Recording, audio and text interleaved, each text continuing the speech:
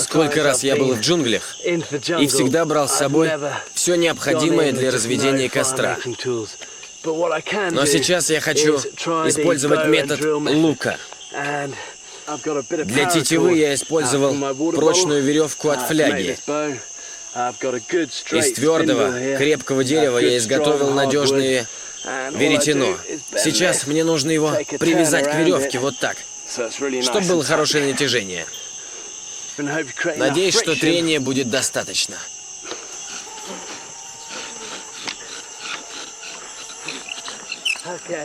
Ну вот, получилось. Занялось. Появился дымок. Теперь мне нужны угольки.